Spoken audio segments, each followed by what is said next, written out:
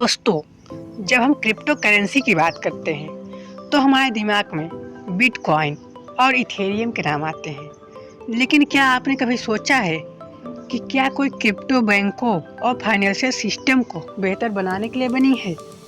आज मैं आपको XRP की कहानी सुनाने वाला हूँ। यह सिर्फ एक क्रिप्टो करेंसी नहीं बल्कि फाइनेंशियल सिस्टम की पुरानी समस्याओं को हल करने के लिए बनाई गई क्रांति है।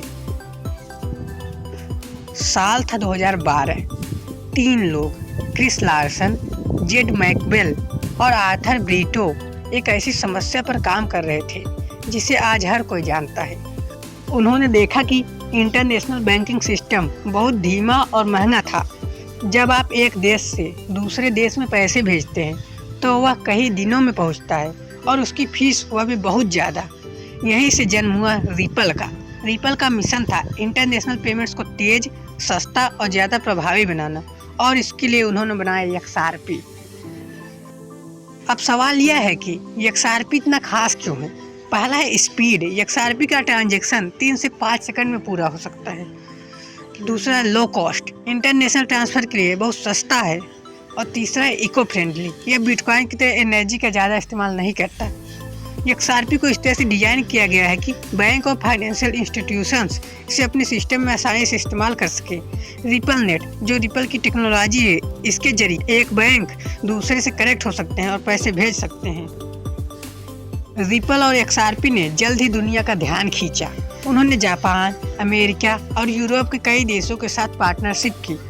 XRP ने बैंकों के लिए स्विफ्ट जैसी पुरानी और धीमी सिस्टम को चुनौती दी। यह इंटरनेशनल फाइनेंशियल ट्रांसफ़र के लिए नया और बेहतर विकल्प बन गया।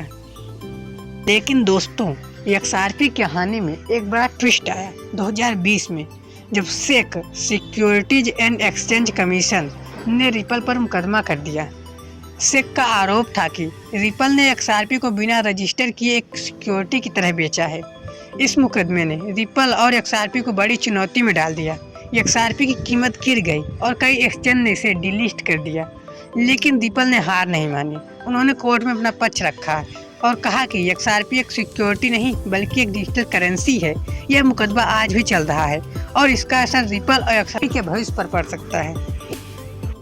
लेकिन इतनी सारी चुनौतियों के बावजूद भी XRP की टेक्नोलॉजी आज भी मजबूत है। रिपल नेट का इस्तेमाल दुनिया भर के कई बैंक और फाइनेंशियल कंपनियां कर रही हैं। रिपल का मानना है कि उनका मिशन फाइनेंशियल सिस्टम को बेहतर बनाना है और XRP इसका अहम हिस्सा रहेगा। तो XRP कहानी हमें सिखाती है कि अगर आपका मकसद बड़ा है तो चुनौतियां आपकी राह नहीं रोक सकती। रिपल और XRP का सपना है यह एक ऐसा सिस्टम बनाना जो हर किसी को फाइनेंशियल फ्रीडम दे। क्या XRP इंटरनेशनल पेमेंट्स का भविष्य बन पाएगा? यह तो वक्त ही बताएगा। अगर आपको यह कहानी पसंद आई तो लाइक और सब्सक्राइब जरूर करें, और अगली बार किसकी कहानी सुननी है कमेंट में बताइए। मिलते हैं अगले वीडियो में।